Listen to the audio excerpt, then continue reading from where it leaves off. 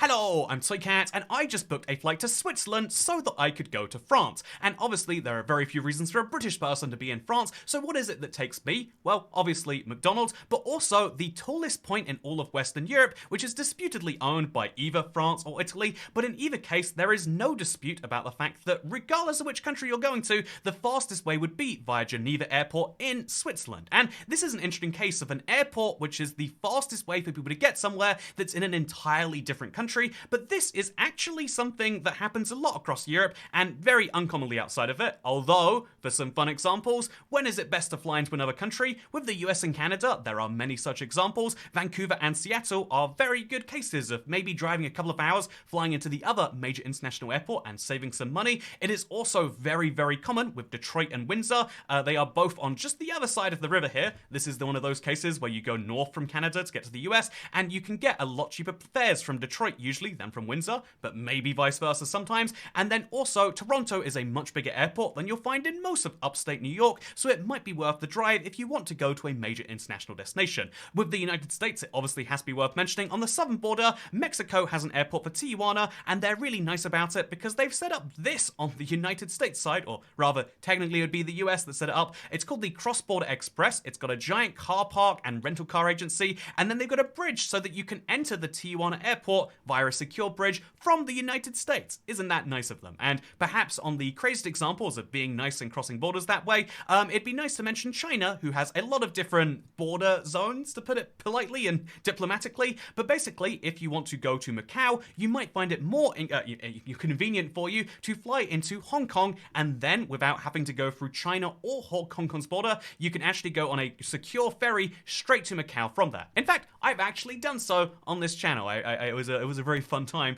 It's very, very rare though, because of the nature of borders being quite inflexible, to actually go into another country and fly into that and then drive across or take some other ground transportation, because usually you're best off just being in the one destination, except in Europe, where there are three very big reasons why this happens all of the time. The first is micro countries. You know, no offense to Andorra or the Vatican City or San Marino or Liechtenstein, but they don't have airports, along with Monaco, which makes them very unique in the countries of the world. There are lots of countries without train stations, but not having an airport is a near death blow in the modern economy, so these countries just use the airport of a nearby city. Andorra with Barcelona, I think it should be obvious which airport the Vatican City uses, and San Marino is actually quite far away from Florence's, but that's also their closest, and Liechtenstein has Switzerland. In fact, the open border nature of Europe means that realistically, lots of people will fly into a different country just for the sake of it's their nearest airport, and it's no extra effort to go to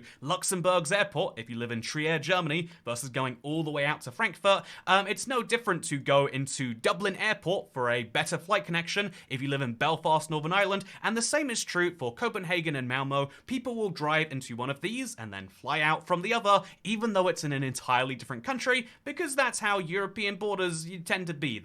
Borders haven't existed for most of history here, and so they also have been recently basically re-vanished outside of administrative reasons. But the third reason is cheap flights. When flights are so common and so cheap, it makes sense to go just a little bit further afield for an even cheaper one. And so those three reasons means that you can very often fly from a different country in Europe and then get to your end destination, flying into Slovakia for Poland, etc. But the interesting thing about Switzerland is that this often happens on a crazier level than that. So take, for example, Basel. It is the very northern edge of Switzerland, and there is actually an airport in France there, which is logically the airport for not just France, the French side of it, I should say, but also for the big Swiss city. This is the biggest kind of airport around. It's called the Basel Airport, but also for the Germany side. There are people who will leave this airport because they live in Germany, France, or Switzerland, and it's not a weird or strange thing to do because of their border arrangement. But even weirder than that, perhaps you could say, would be, well, obviously,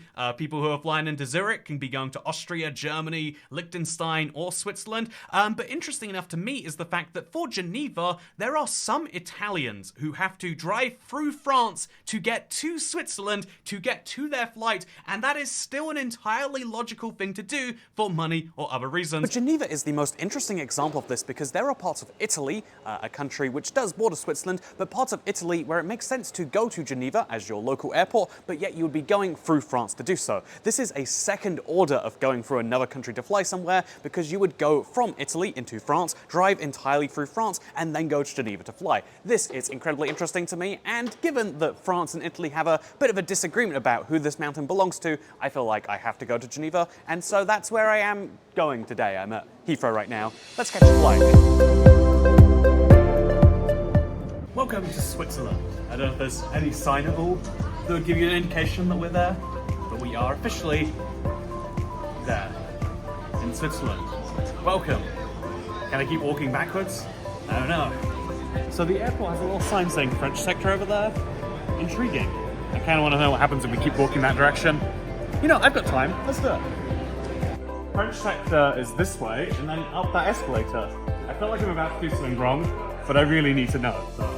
Okay, at the end of the mystery is gate F, and then this weird little walkway over here where there's duty-free and a sign saying you need a boarding pass. I have to imagine, therefore, because this is so close to France, maybe you can skip the whole Swiss customs process, and maybe if you're flying to France, from France, I don't know for sure. But it's fascinating, right? There's a little French sector. Anyway, it's now time to go to McDonald's. Obviously, this is going to be one of the most interesting McDonald's in the world, because if you Google most expensive McDonald's, this is the one that comes up. And then it says that France has the most expensive burger. It's a shame because these facts feel so unverifiable, but you know what we're gonna do? We're gonna go in person and work it out myself. Do you think it's a bar and a restaurant? Yeah, McDonald's is definitely a bar and a restaurant. Look, it was a restaurant and a bar, I was right. I was totally validated. Let's go find out how expensive it is now. But let's get some food to take away. McFlurry with milk from Switzerland. So for fair conversion prices here, I think usually a Swiss franc hovers around $1. It's slightly more powerful right now, but I'll convert on screen as I say major prices because I'm going to get a menu and burger. In Europe, for some reason, a meal is called a menu. What do they call a menu then? Do you order a menu from the menu?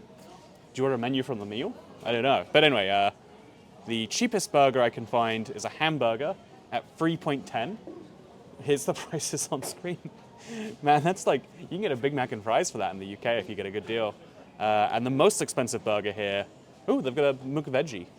But I think 11.20, 12.30. Jesus, 12.30, I need to look that up. Oh, it's this is an £11 burger. And that's before you add the meal. If you wanted it at a meal, it's 19. This is meant to be fast food. This is basic too, by the way. This is just a ½ liter of Coke, medium fries. You know what? We'll get some Fanta Zero and a burger. 19 francs. Ooh. Okay, you know, no question. Most expensive McDonald's in the world, probably. Okay, got my McDonald's, and now I should answer the fairly logical question that you might immediately have, which is how the heck is Swiss McDonald's so expensive? And immediately, if you're hearing it in American prices, my over $10 burger, you're like, oh, it's gotta be a tax thing, right? That's what you guys have in Europe, right? But actually, this burger was taxed at 2.6%, substantially below Switzerland's tax rate of about 8%, and substantially below the European average of closer to 20, so this is actually a low tax burger. That was fully just the price that they charged, and they got all of the money for it. So why is this? Oh, actually, looking pretty good, all things considered. Oh, yeah, it's a nice looking burger, but still, it's McDonald's. Why is it costing so much? Well, first, let's have a bite and see if we can represent that in just the ingredients. That honey mustard is doing a lot of heavy lifting. It's sweet, while still being kind of mayo-y. The chicken tastes actually real solid. It's not the fast food grade chicken, which I love. It's a step above that. And the bun. Usually the bun is just there, but this is a solid poppy seed covered bun. Which is not the best burger I've had, but with that sauce, it just works so well. Okay, yeah, this is actually really good. And also, it's a really fancy area. Like, this is at the airport prime real estate, but also this is a nice seating area at the airport, right? It's shared with a Starbucks and a weird couple of other restaurants. but this is a nice place to be eating, and so maybe, really, the reason it costs so much is because it's just so much better, and it's got so much better ingredients. Except, no, of course not. This is a channel all about the differences in the world, and so instead you might find it interesting to know that Switzerland is one of the wealthiest nations on Earth, but in Geneva they have a minimum wage, which is currently, if you were to do a 40-hour week at it, works out at about 4,200 francs, which, because of a stronger franc than dollar, is over 4,000 US per month. And that is the minimum. That is the bare bones. I spoke to a friend from Switzerland once. He's like, yeah, you barely get by on that in Switzerland. And whether he was exaggerating or whether he was just Swiss and therefore wildly wealthy, it's stuck with me ever since that this is a very, very expensive place to live in just about every way. But it is good. And if you can just see past the high sticker prices, you can see why. And also, I think the only fair comparison would be to not just look at it and compare it to across the world where McDonald's is from, in the United States, but instead to compare to, say, a neighboring European country. And so let's go find out if the most expensive McDonald's burger in the world actually is from France by driving there now. Conveniently, it's not a very far distance. I just tried to pick up a car and the guy couldn't find my reservation anywhere. And after looking at it, I realized, made an embarrassing mistake. It's on the French side of the airport. And you know what that means? We get to go through the French sector. I'm gonna find out what it means. Rent a car there too, hopefully. Okay, there's a little bit of a panic because to go to the French side, you need your boarding pass, at least temporarily. And I used my boarding pass as a napkin at McDonald's because I figured I'd already used it to get on the plane, which is what I thought the use of it was. So now I'm gonna run through the airport, get a very stained by honey mustard napkin and slash your boarding pass, and just hope they haven't emptied it. Because if so, I might not be able to get to France. Okay, good news. I'm pretty sure there's probably not going to be many other BA boarding passes in there. Pretty sure I'm not trapped. Just picked up the car, have to say. French side of the airport, significantly more functional. You know, this is technically a room. There's very strict instructions not to go to Switzerland when returning, which is intriguing too. But yeah, looking forward to driving in a couple new countries. Or a new country, at least. So it's weird, even though you can see we're in a very international area right now, and officially we're in France, if you look on a map, we're not actually. We legally crossed the French customs, and everyone here is in France, legally, all that's noise. But you can see how far away we are from the border, and so something I didn't know about Geneva is there is a French side and a Swiss side, just like with Basel. Isn't that fun? Anyway, I wish I had followed someone around, because I'm now in a dark garage. Just got the car, and it is an EV, even though the guy made a big point about how it takes premium fuel. So that's fun. It's an automatic, which is unexpected for Europe. But yeah, you ever cross the international border just to pick up a car? Gibraltar. Oh, yeah. That was this year, wasn't it? You ever do it more than once? I bet not. Okay, let's drive to Switzerland again from France. Okay, so that was the most stressful vehicle removal process ever. I don't even know how they fit a car in a space that small without bent windscreens, but yeah, here we go. I can finally do a whopping speed of 30 kilometers an hour. Ooh, yeah. The interesting thing about my route today is I'm in France and I need to go to France for the hill with the mountain. However, the route from the Swiss airport, because we're legally in France, even though we're territorially in Switzerland, involves us driving into France and then driving back into Switzerland. And so here is the airport. Beautiful view. I've always wanted to drive around an airport. And here is the weird route we're taking. Seems inefficient, but I'm not gonna judge. You ever see an intersection where you have to decide between going to Geneva or France? Switzerland, France. Okay, I've taken a stop in one of these beautiful mountain villages. No one ever told me that France could be pretty. Look at this. There's mountains all around me. And then there's McDonald's here. Seriously, if you want to visit France, just make sure you go to the bits that are really close to other countries, and it's almost halfway decent. And I'll confirm that it's even better than I think as I go to McDonald's right now. I'm gonna cross the road backwards vlog style. That's what you do here, I'm pretty sure. The most expensive menu item was a burger at $16.70, but for $15.70 you can get a big pasta salad. And you know, the idea of salad at McDonald's isn't new to anyone, but the idea of a pasta salad certainly is. So let's do it. So I know that the best comparison would have been getting the most expensive burger, but the fact that I can spend 17 euros at McDonald's and it looks like this is impressive. Look at the fry holder even, it's fancy. Look at this salad, this feels like a premium healthy option. Is it gonna taste that way? Let's find out. This is a strawberry flavored water. Tastes like water. So there's an echo, like someone's yelling strawberry a few blocks away and you can just about hear them, but you don't know what it really is saying. With the salad, it looks a little bit too fresh for my liking. I'm suspicious of anything at McDonald's that's fresh. Tastes pretty good though. It came with this herb aromatic, as well as a Caesar sauce. I think I'm gonna throw the Caesar sauce on there instead. Oh yeah. Give it a good mix around. I guess really I gotta separate this bowl of mozzarella up too, huh? Give it a good little stir, and now let's see how this salad tastes.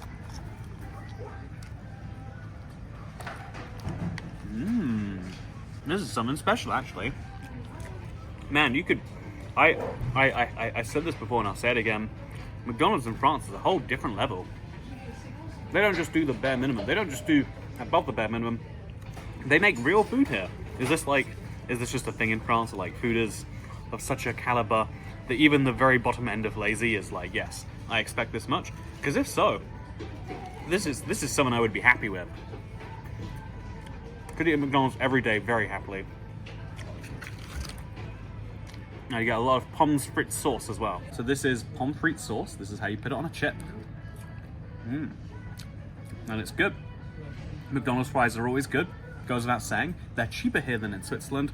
However, I am shocked to see that even though the Big Mac's cheaper, even though the fries are cheaper by a couple of dollars, the most expensive item is actually here in France. So the average cost of ingredients is lower, even with all of the other tax variations and minimum wage variations, but the extent that you can pay here goes significantly up. And you can kind of see why that is. Seriously, look at this salad, look at this box, look at it. It is fancy inside and out. You get a real glass. I mean, plastic, but it looks like a real glass, right? This feels like a real restaurant experience. And it makes me think that maybe there's some truth to that stereotype that like if food is taken so seriously here, that even when you're feeling lazy and you're just going to McDonald's, you still expect really high standards, which makes me feel real good things about this. So, gotta say, big fan. But I am here in France, not just for the McDonald's, if you believe it. There are other reasons, and we're gonna have to drive to those right now. After a good meal though. Just got to the hotel, and it's one of those old-fashioned ones where you give the hotel to the reception every time you leave. It's got this giant You don't key. give the hotel to the reception. Thank you. Just got to the hotel, by the way, and it's one of those old school ones where you have to give the key to the reception every time you leave. It's got this ludicrously sized thing, and while walking in the hallway to the room, I found this. What's it doing there? What's it for? I'm so confused, eh? I don't know if I like old buildings or not, but I'm certainly leaning towards no. This is what I mean when I say new is always better. Well, I'm excited to see what this room looks like. I hope it's modern, but I know it's not going to be. Oh, fancy.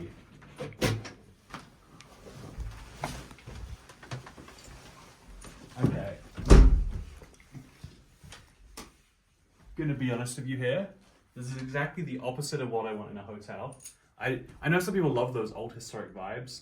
I don't want to feel like I'm in an old murder house from the 15th century. But wait till you see what I've got planned tomorrow. Because the thing about this town, Chamonix, as we all know it is it's actually right next to both Switzerland and Italy. It's very close to a tri-point, but also it's very close to Mont Blanc. This is the tallest point in all of Western Europe.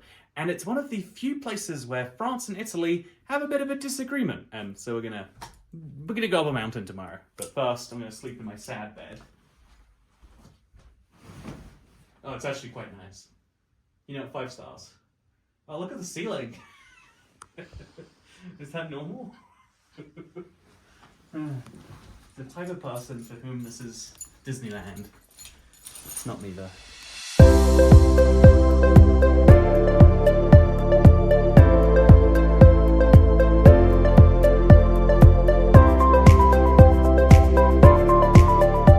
At this point, you may be rightfully asking, what is it that brings me through a country to another country, up some very steep roads, and then into a very sad hotel? They didn't even have a shower, by the way. It was cold, and also there was no shower head. It's just one of those things you gotta sprain yourself from the bath. Like, there's no place to store it, you just gotta whack it over yourself. But what is it that brings me to this place, this very cold, very high place? And the answer is, obviously, the cold, high places themselves. In particular, the one that's behind me in these clouds right here, because although we like to say friends in high places is a good thing to have, the reality is, for most of history, we've actually done the opposite, and we made enemies in high places. Indeed, high places are what we use to distinguish between the friends and the enemies, but basically the vast majority of the history of nation states, and this one right here happens to be disputed as to who even owns it. So how does that happen? Well, we've got to go higher, and that's going to require one of these. But really, for most of history, what we've had is enemies in high places, because the natural frontier between kingdoms, or tribes, or countries as we now call them, have always existed as hard-to-cross places. If you can walk from one house to another, then you can convert them into your religion, your tribe, or your way of government. But when someone lives on the other side of one of these, you probably go, it's not worth the effort, and indeed, trying to cross that and then force people on the other side is much, much harder. And so that is why this mountain at the very top here, this is a terrible view. You know what? Why is this so terribly scratched up? It's ruining my view. Okay, I definitely should not be hanging my phone camera out a cabin window, but I'm doing it to show you Mont Blanc, which is the tallest point in all of Western Europe, and therefore the biggest frontier between three very different cultures. But these mountains are the reason why right now I'm in the land of baguettes and bad service, and why just behind me on those mountains, you'll be in the land of federal freedom and neutrality, and then if you go between those mountains, you'll be in the land of pizza and men who wear shirts with maybe a couple buttons undone that shouldn't be. But the point is to say that huge culture differences happen because of physical ones. Physical geography seems like it's unrelated to political geography at first, and as someone who cares about countries but finds less interest in why rivers meander and all that noise, I always used to assume that they're entirely unlinked. But the reality is our physical geography is what creates our political geography. Or maybe the cultural geography, which then creates the political one. And that's interesting to me. I thought this was a lonely spot, but as soon as I start recording, a bunch of people go. Anyway, let's do the next bit on the go, shall we? As we go towards Mont Blanc, because here's the interesting thing. Even though there is a clear border that separates countries, and even though Italy and France are on relatively good terms for countries that disagree on so much, they're both EU members, that share a currency, a border policy, and all of these other tiny little elements from a federal body to certain government things like VAT. But what's interesting to me is that most of the times mountains represent very easy boundaries between countries, and so Italy and France do not have any border disagreements, despite look at the ocean between them. You can see how clear it is that these places could change hands a lot of times, and perhaps did. But what's interesting to me is that the tallest point in Western Europe, Mont Blanc, is not just notable for being, I don't know, like there's a ski resort named after it. I'm using the power of our human geography right now, or our human conquering of nature right now to go on it. But despite all the ways in which Italy and France do agree, there's one place they disagree, and interestingly, it's borders. You would expect, looking at the two countries, that the easy place for that would be the islands down there, right? And to hear that there's only one border dispute is interesting, but what's maybe more interesting is that there's trees.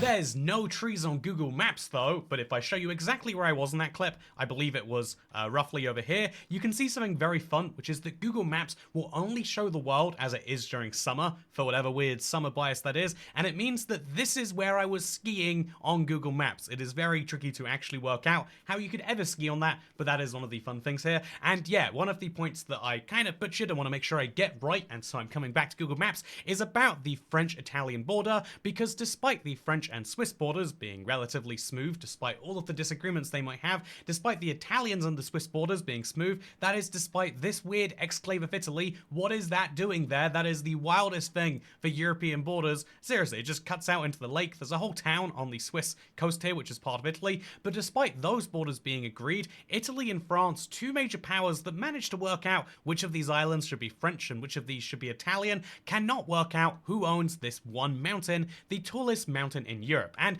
honestly, it's really interesting because most of the time when there is a border dispute, it becomes a huge issue for the two parties involved. However, the French-Italian border dispute is a fairly bitter one, but bitter in the way that you're bitter about, I don't know, the war, or you're bitter about like, 100 years ago, this one prime minister ruined everything. You know, it's bitter in that dumb way that no one actively cares about, and that is an interesting case. How does this happen? Well, the simple answer as to how you have peaceful border disputes is the thing that that I wanted to answer in this video, and the simple answer I can say after having been there is it's very hard to actually visit this border, and so in reality, whether the border is here or there makes a difference to basically 0 people. Every now and then there is a little bit of inflamed tensions because, you know, in theory some people do come up here. It's measured in the hundreds of people every year, but in theory there is a dispute, and so Italy will occasionally say, hey, what the heck are you doing there? Because, for example, Chamonix, which is the town on the French side, will say, yeah, well, French territory goes all the way over here, and so all of the area we can protect, because, you know,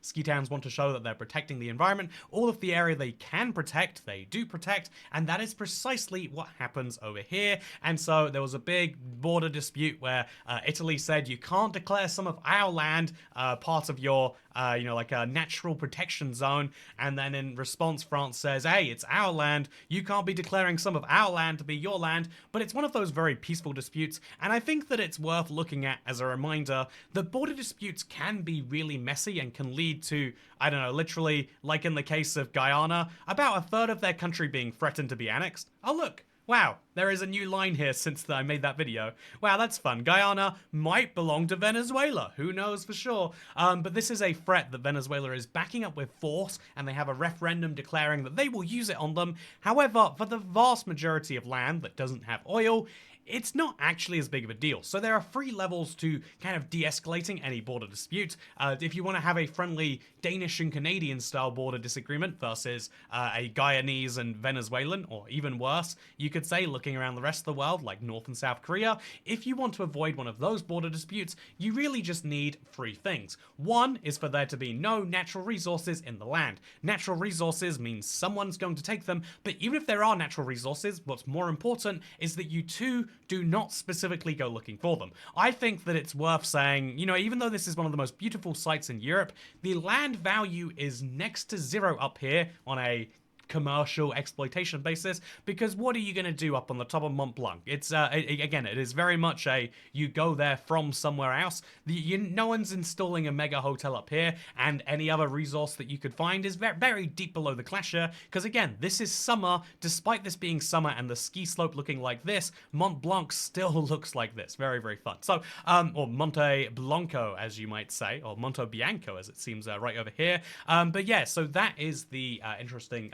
second point. And the third point I would say is to try and make it a neutral zone as much as you humanly can. You might agree that this is your area, and they might say that's their area. So what if you just say, okay, we disagree about only this space here, everything else can be agreed on, and everything in that space will just leave neutral until it comes up later. And as long as you don't go looking for natural resources, as long as there aren't any that have already been found, you probably won't find them. That is why France and Italy can get along on something like this, and I think it's really fun, because if I were to leave from this area right here, and then, you know, walk down the mountain, and then from the mountain catch a car all the way to Geneva Airport, how many countries would I have gone through? That's a question for you to answer. For now, though, I just want to say, thank you for watching. Second channel, don't care. You know, I care a little bit. I'm just kidding. I went to Switzerland for you. I'm just kidding about that. It was a business expense trip. Got you good. You thought I cared for a second. Okay, thank you for watching. Please do become a Patreon if you want to support trips like this. That way I can, you know what's even better than business expense money is money that comes from people who pay for your kebabs. Yeah, I hope that you enjoyed this video, because I will see you in the next one, regardless. Actually, I guess it's you who gets to decide if you see me in the next one. But I've been doing some really fun stuff on the channel. Every Monday is the new, you know, big country questions explained. I think it's a good one. Anyway, thank you for watching. Hope you enjoyed, and don't be a Italy or a France. Goodbye. You know, don't be a France is good life advice, I guess.